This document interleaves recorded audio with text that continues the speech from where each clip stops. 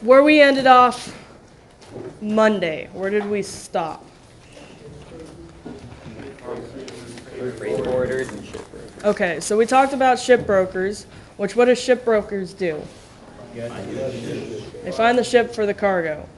And what do freight forwarders do? Navigate. They do everything. Okay, I'll take that one. They take they pretty much get your items from the manufacturer or from the plant or from the field or from wherever it's going, and they're going to move it to the dock, and then from the dock onto the ship to the next port. Okay, and they also deal with the duties. Because when you're going through and selling something and sending it internationally, you send it off and you have to pay duties and you have to pay taxes and you have to declare this cargo. Okay, so I think that's where we stopped. Yes. This introduction. We got the cargo. We put it on the dock and it's waiting. We have the ship coming in. Right? So there it is. Cargo coming. Bringing it all together. Okay. From here we start the loading process. Okay. Here's the loading process. Now I understand that I'm using containers because it's very apparent and very easy to see. Okay, you have cranes. You have the big ship's cranes that move the containers onto the ship itself. You have the gantry cranes that move the cargo from the yard over to the dock. Okay, and you have the cargo itself being loaded onto the ship. Okay, so you can see it. Okay, it's the same thing with every single cargo. This is the moving process. Okay, if it's grain, the grain gets trucked in. The grain gets put onto the dock. And they use conveyor belts and buckets to move it onto the ship. Or if it's iron, scrap metal, going from the United States over to China. They use claws. Pick up whatever they need, load it into the hatches. Okay. Once we finish loading, we document and we actually put down last load. And when we're ready to leave, we put down last line. Okay? And this is shipboard. Everything that we do is logged because everything that we do leads to what we do or how we get paid or what happens on that end. Okay? Hatches are required for seaworthiness. Okay. Last line means we have left the dock and we are in transit. Before we leave the dock, we pick up our pilot or the person who knows how to get out of the harbor. Okay. Once we drop off our pilot, we are officially in transit, and we document that we are taking departure or start of sea passage. And we go and we go and we move until we get to the other side, or our discharge port. And from our discharge port, we take end of passage, or also what we call arrival. So we have arrived at our discharge port. We pick up the pilot, or pick up a pilot, transit through the harbor, and we document first line. Once we take first line, we document when we open up the hatches. So we are no longer seaworthy. And we start discharging. And we document first discharge. Okay. There you go. Okay. Now for us, our part's done. We discharge. The cargo goes to a yard. It goes into storage. It goes into a warehouse. Or it goes into a distribution center. Okay. For us, let's take, for example, Amazon. How many people know the business practices of Amazon? Okay, so what do they actually do? What does the distribution center have? A whole bunch of stuff. They put it in boxes and they ship it out and then treat their workers like shit. Okay, but in reality, yes. The way that it works, you purchase something online, you're actually buying from somebody who has all of their goods in this distribution center, for the most part. Okay, not everybody does it on Amazon, but a lot of people ship all of their goods into one centralized location, just like this, so that when you click purchase, the workers in Amazon go over to the shelf wherever their equipment or their goods are stored, they pick it up off the shelf, they package it up, FedEx, UPS, USPS, or Amazon themselves actually ship it to you. Okay? So we go from big bulk, lots of things, like the containers, like the grain, like the rice, like anything you can think of that has to get transited from one port to the next. It comes over in bulk, put it in a distribution center, break it all apart, send it to you. Actually, there's multiple different distribution centers all over the United States. They're trying to figure out where they want to put the one on the West Coast, and it's between us, Los Angeles, Seattle. And so it's all dependent on where they find the most economical for them, and also, like, really, who's got the better benefits for tax purposes. Because every single portion of this, every move that they make, it's money, it's taxes, it's business, it's income, it's the works. So they're taking into account all of that. Okay?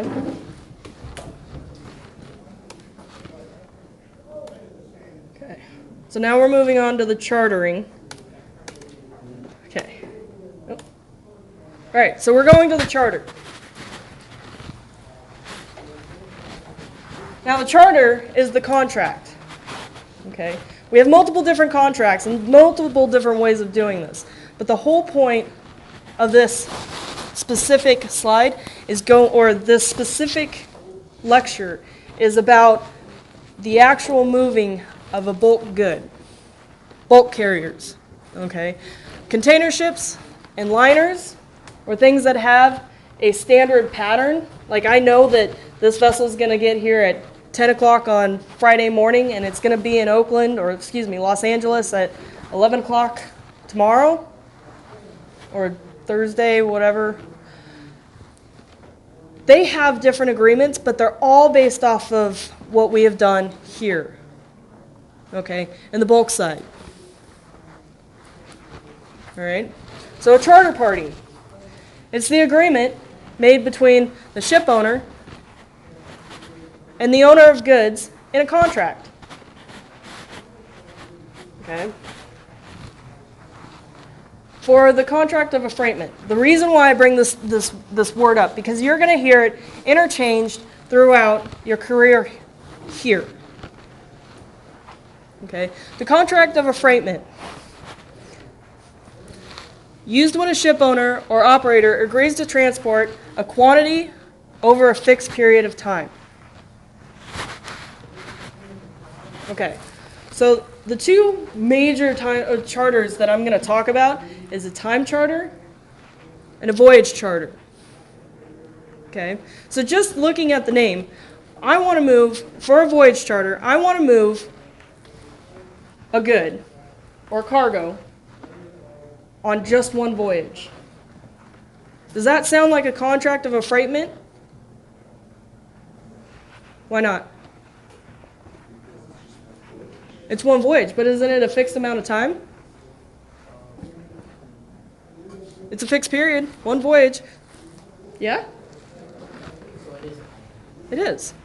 A time charter and a voyage charter are both considered contracts of affreightment because it's based off of a certain amount of time and its transportation. Okay. The other one that we're going to talk about is a bareboat charter. We'll get into that. Okay. So in reality, when I talk about contract of affreightment, it means I can set up any kind of contract. I can make my own contract saying this is how I want it done. Owner pays for this. Cargo owner pays for that. And this is the agreement between us two. But here's the problem. If I keep changing things or I don't have a set contract, a lot of people don't want to do business with me. Okay? That's what these guys came into practice with, okay? BIMCO, Baltic and International Maritime Council, BIMCO. All right? What they did was they took all of the contracts that they could get their hands on and they created standardized contracts. Okay? It's a standard.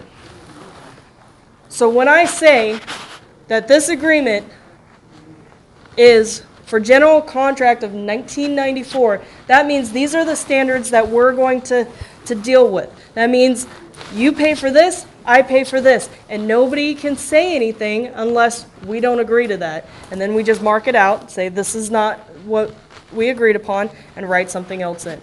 Okay? But if something comes up in court because I failed to pay for something you were expecting, go back to the contract, here's what it says. And I can take this contract in the United States, or I can take this contract into Europe. There's a little bit of differences in the actual definitions, but for the most part, we can do that. Okay? The other thing, if I use a standardized contract like this that is known to everybody, then it instills trust between me and my cargo owner. Okay? If you do business with one person all the time, you know how they work, you know how they operate, correct? But if I take and do business with somebody new, what's the first thing you ask? Can I trust you? Are you going to provide what I ask you for? So yeah, that's what these guys did. They're like, okay, here we go. Let's just make it easy for everybody. All right? But here's the thing. There's 300 different contracts that they have. 300. But the one that gets used the most is the General Contract of 1994, and that's for voyage charters. For time charters, they use one that's called the NYPE, which is the New York Produce Exchange of 1993, and that's for time. Okay, so let's go into the differences. Yes, sir. General contract? General contract in 1995? 4. Yeah, 1994. It's a voyage contract. Yes, sir.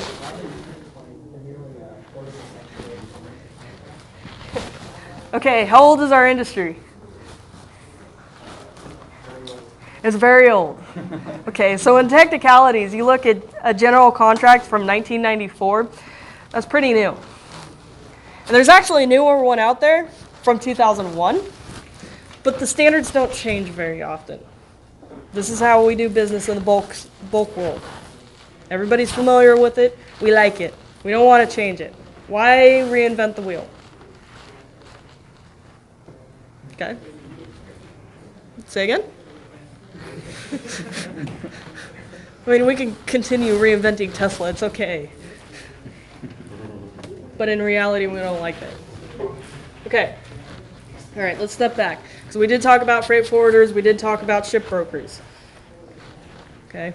So let's say me, as a ship owner, I'm sitting around waiting for cargo. Let's say Mr. Landon. He's a cargo owner. This is his probably 10th time dealing with having to ship his cargo. He's a new business guy. Okay.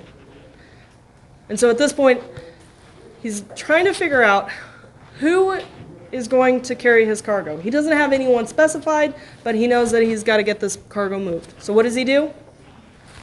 He calls a shipbroker. Okay. Mr. Landon will call his shipbroker, and he'll ask the shipbroker to find him a ship.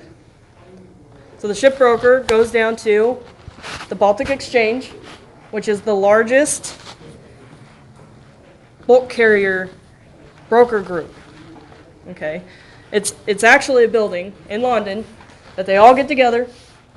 Cargo owners, shipbrokers, they all get together, and all they do is just sit there. Point. Okay, your vessel's in Greece right now. He's got his cargo in Greece. Can you go pick it up? Cool. And that's all they do is just sit there, because they know who they got to deal with. They know who they got to talk to. Instead of Landon walking down to the Baltic Exchange and going, "Is anybody in Greece?" The broker does that for him. Okay. And they pay commission, or what we also call brokerage. And this is huge. Okay. And in turn, for doing this transaction, a broker charges the ship owner, not the cargo owner, the ship owner, for the brokerage fee of 1.25%. Yeah. Don't look at me like that. Yes, it just doesn't make sense at all, but that's exactly how it works. Because I'm making you money.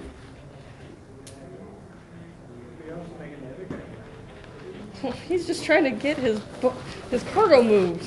You're making the money, man. Okay. But in reality, I mean, it's not just one broker sometimes. Sometimes you've got like 2, 3 brokers just handling a deal.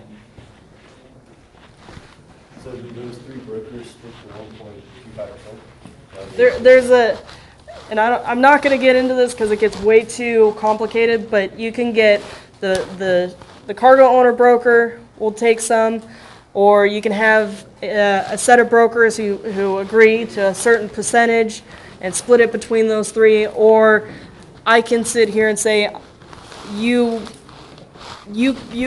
take your commission and we'll just add on whatever our extra commission is. Okay, so there's multiple different ways of doing that. Okay, let's talk about the numbers. When we get to the time charter and the voyage charter, you'll see how much the numbers actually come out to, and then we'll do the math on the brokerage. Okay? All right, so here's the Baltic Exchange. It's a very old building. It's very fancy. It's very beautiful.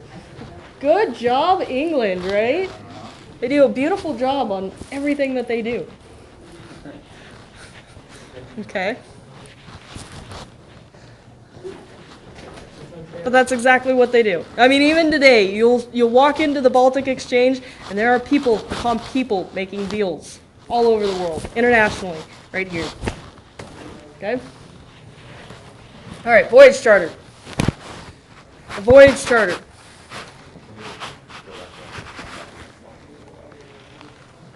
You have the slide. Okay.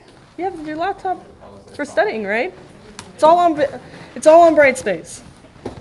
So don't worry. Some of this stuff is just making sure that you understand where this is happening. Okay? Okay. Voyage charter. You had a question? Yeah, I just want to know, why is it called the Baltic Exchange? Well, the Baltics they're like Eastern Europe. So. I get it. I can look up the history for you, or you can look up the history for us. That's a great idea. Why don't you look up the history for us and bring it back to class? Okay. All right. So, voyage charter. Ship provides transportation for a specific cargo between a loading port and a discharge port. So it's one voyage, one time. It moves it from port A to port B. That's it. The crew stays with the ship. Okay. Because once the ship discharges its cargo, it goes looking for other cargo, hopefully in the same area that it's in. And it might not necessarily be for the same cargo owner. Okay? And then the crew will just get flown into or out of whatever port the ship happens to be in at a certain. Yeah. So like, Work for 2 months and then they'll be in a different port and they'll fly it home and fly someone else out of that port. so even, yeah, and so even for like Secor, when I was working on the car carrier this summer, I got on the ship in Tacoma. And from Tacoma, I did one trip around, came back to the United States, and I wasn't done with my contract. And so my contract ended in Japan, and they flew me out of Chiba. And so that's how that works. All of that is actually on the ship owner.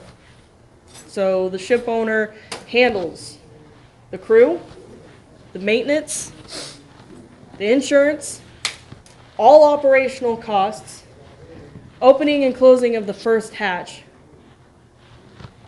and making sure that the vessel is seaworthy and it gets there on time. Okay? For the voyage charter, you have a set freight rate. Ship owner pays for brokerage commission. Ship owner allows for a specific amount of time for lay, which means this is the loading and discharge time. Okay? They also provide a description of the vessel. The cargo owner actually gives the quantity of the cargo. Okay? So here's how this works. Let's say my ship. I got to give a description. We'll call this, give me a ship name. John. All right. MV John.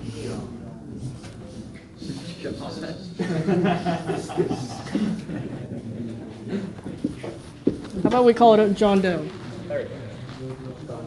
Okay. Vessel is seaworthy.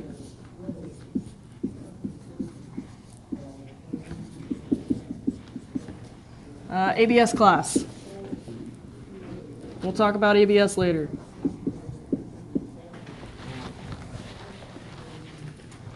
Okay. Vessel top speed 10 knots.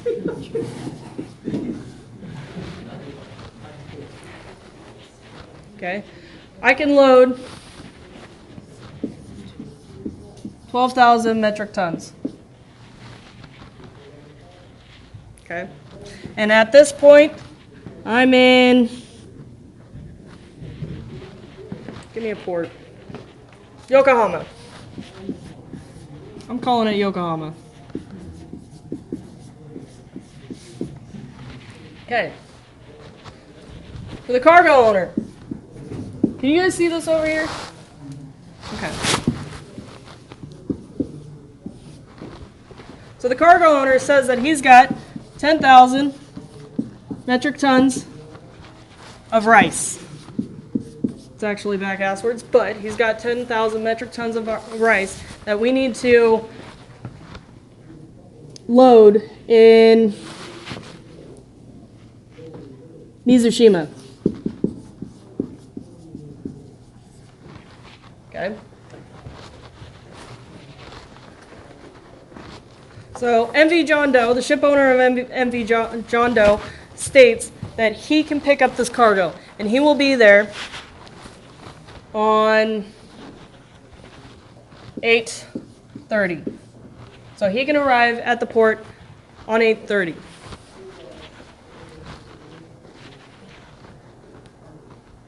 John Doe states that he can, or he will allow 5 working days to load the cargo of 10,000 metric tons. And the price, or the freight rate, to move this cargo to California is going to be $200 per metric ton. Okay. Freight rate is always expressed in dollars per metric ton. Okay? So one, let's calculate how much it's actually going to cost to move this. So 10,000 metric tons plus or minus 5% at $200 per metric ton. $2 million.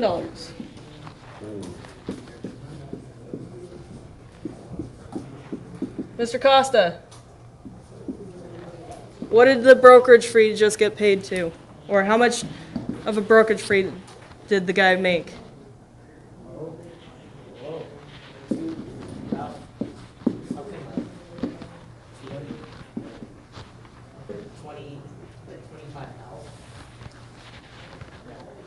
About 25,000, 2,500. 25,000. 25,000, okay. He just made $25,000 for moving that. Okay. Yeah, 1.25. Okay.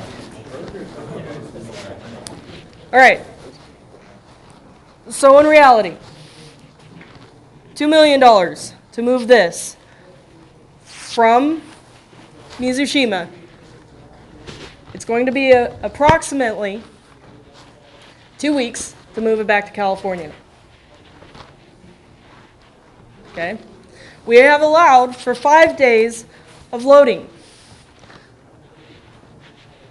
The cargo owner has to be ready, and his cargo has to be on the dock for us to start loading, or we charge them. Okay? But if we are not there to start our lay days or lay time when we told them that we were going to be there, we begin to incur a demurrage. Okay? So the demurrage is any time after lay time that the vessel has to continue loading or discharging.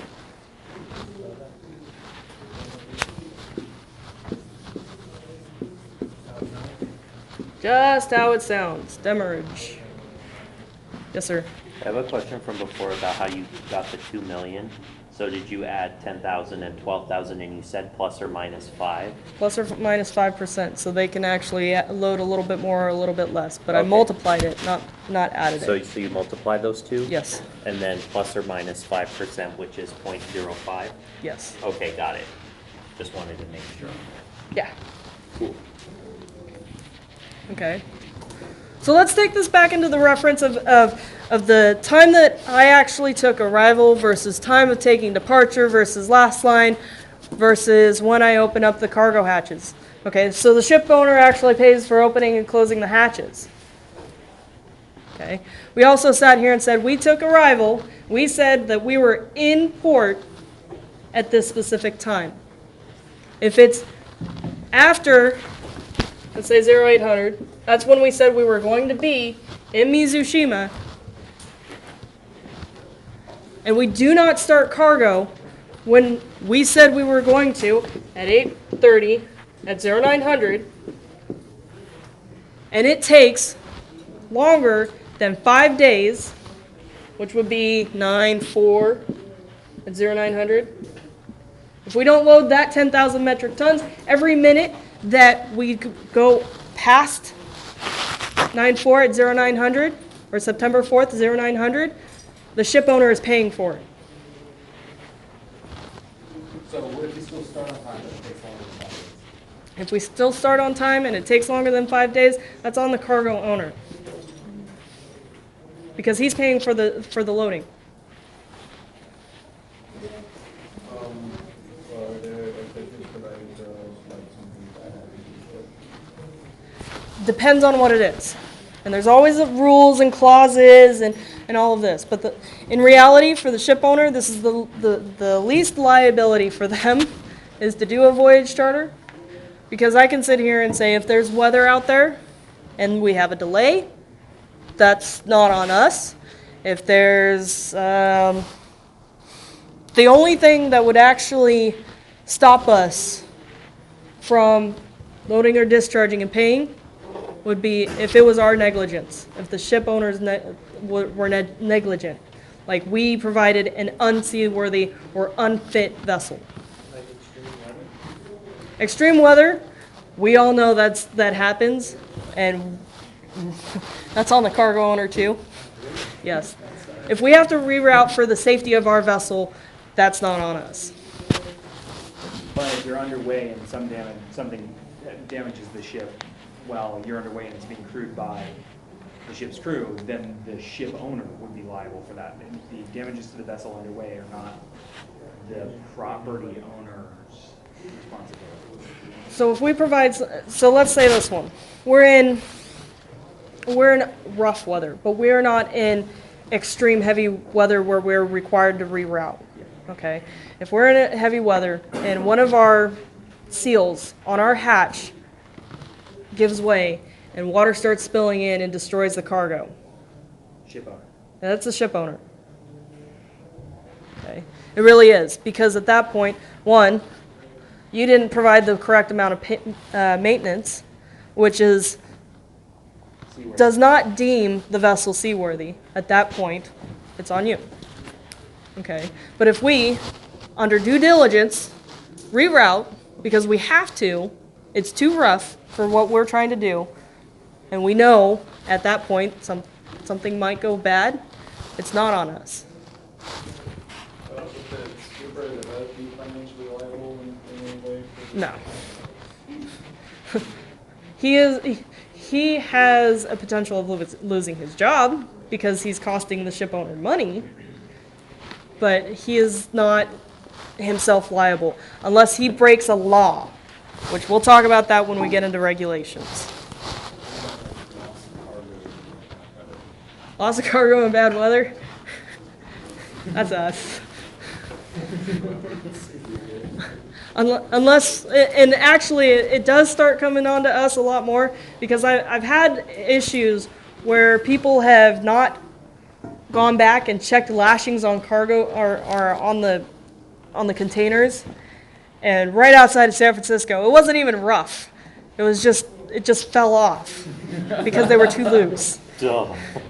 Okay, so the chief mate who was working that lost his job, and the third mate was asked not to come back and do to the company again.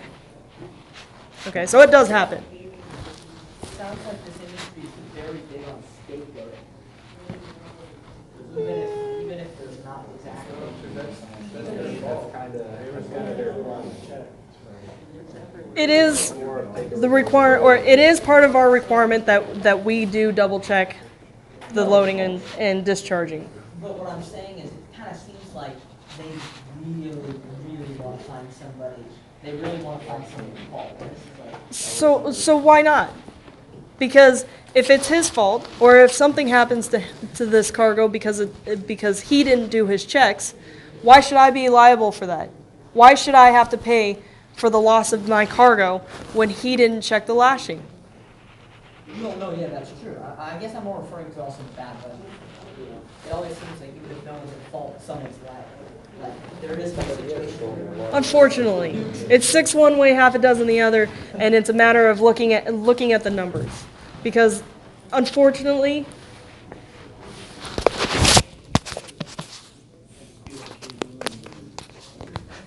all right. So Voyage charter, where was I? Talking about Liability. Okay, so we can talk about liability all day long. Okay, but the big things to remember is who is responsible for what. Ship owner is responsible for a seaworthy ship, for maintenance, for crew, insurance, operational costs, opening and closing of the hatches, and making sure that the vessel arrives safely. Okay? Cargo owner, make sure that the cargo is there. Make sure that the cargo is clean or to the standards of the cargo owner. Okay? Make sure that he pays freight. And did I say loading and discharging? He's responsible for loading and discharging. Okay? FIOST, free in, out, stowed, trimmed. That means loading and discharging and making sure that it is loaded properly. FIOST. Free, in, out, stowed, trimmed.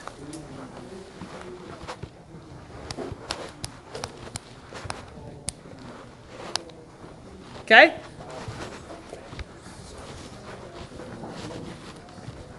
Here, let's do something easier. Let's talk about time charters. Okay, so time charters. Ship provides transportation to a cargo owner for a fixed period of time. Okay? It's not for one voyage. It's for as many voyages for as much cargo as this owner wants. Okay?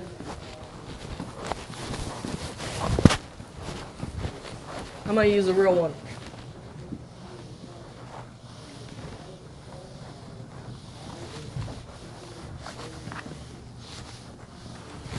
So NYK lines. Nippon, Yusen, something lines. NYK is the largest ship charter. Okay, they own ships, they charter ships, they do everything. They're one of the largest ones. They do bulk, they do car carriers, anything, you name it. They've got their name on it.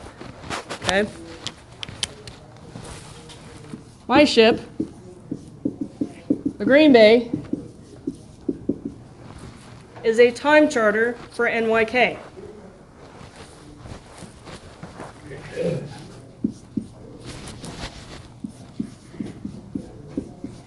Okay. So NYK states that they want to hire our ship to move cars. Okay. We want to move them from multiple different ports in Japan, and we want to move them anywhere in the world. Okay. So I'm going to set up a time charter. I want to charter this vessel for 6 months.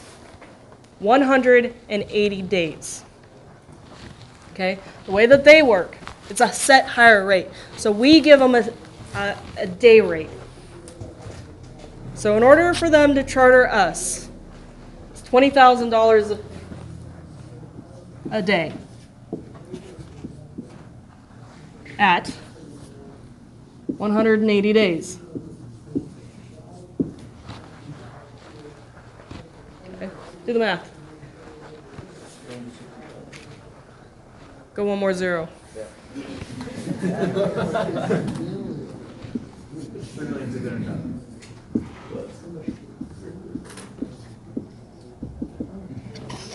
Damn it. For 6 months, NYK can tell the Green Bay to pick up cargo in Japan and move it to the west coast of the United States for 6 months.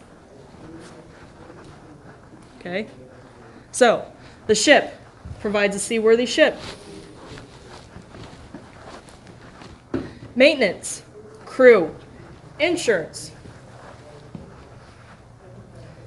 It ensures that the vessel makes it to the ports in a safe manner. Okay? At that point, wherever NYK wants this vessel to go, they pay for the operational costs. So, NYK pays for fuel. NYK pays for pilotage. NYK pays for the tugs that get us in and out of the ports. NYK pays for the duties. Loading and discharging is up to the agreement. So it can be either the shipper loads and discharges, or it could be the shipper loads, charter discharges. There's multiple different ways, but that operational cost is actually split between the two as per whatever contract they decide. Mr. Landon. You had a question? No. No, okay. Yes, sir.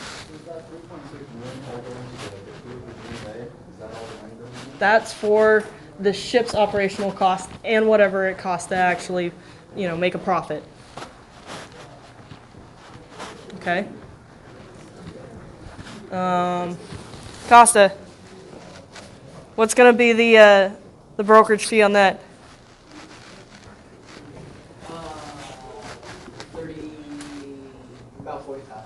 About 40,000 for those 6 months. Done. Okay. So yeah, this is actually a little bit more liability on us, because if we have to stop and do maintenance, we go off hire. So for every minute, for every hour that we have to go off hire because we have to fix something, or that we can't sail because we don't have enough crew, we begin to lose money. Okay. Weather routing, it's a have to. So that is incurred by NYK. But all the rest of the stuff, we go off hire. So cargo owner must love this, right? Compared to the voyage charter? Yes. We like the ship owners like the voyage charter because there's less liability and we just get there when we get there, as long as it's within the time frame. Yeah. Okay. The time frames for a voyage charter are way more open. Yeah. Okay. The lay days are opened up a lot more, and you're gonna see that bulk charters or bulk movers, bulk ships are gonna do more voyage charters than they do time charters. Like the car carriers, we do time charters because we know that there is just we're always moving cars. There's no ifs, ands, or buts around it. Okay, and for even the Green Bay, we picked up Mitsubishis, Subarus. When we weren't moving Mitsubishis and Subarus, we were doing Toyotas, Nissans. We were going back and forth. We also had a different agreement with the government. Okay, so we were able to make a lot more money. For the voyage charters, you better hope and pray that there's money or there's cargo next to the port that you discharge so that you can do a day trip down, pick up more cargo, and boom over to the next place. Okay? A voyage charter, you're only going to get like 6 or 7 contracts out of the year. This boat never stops running, and we're in and out of port all the time. Okay? The max time I've been out to sea is 21 days. Okay? With the voyage charter, there might be times where you might not be able to get into port. You might be sitting at anchor for a while. Okay? Last one. Demise charter. Okay. Easiest one of all. Demise charter. I own the boat. I give you the boat to lease, or I let you use the boat. You get the boat only. So the cargo owner has to pay for crew. The cargo owner has to pay for insurance, maintenance, duties, loading and discharging. They have to pay for, what else? Fuel. They have to pay for everything. The only thing that the ship owner provides is the initial seaworthy vessel. Bareboat charters usually happen at the beginning of the life of a ship, and usually by the time of 10 years or 20 years, it gets extended to the lifetime of the vessel. Why? Because what regulation says is seaworthy and what cargo owners need for seaworthiness, 2 totally different conversations. Okay, 2 total different things. And by the time that ship is done and over with, and 30 years is up, that thing is dead. Send it to scrap.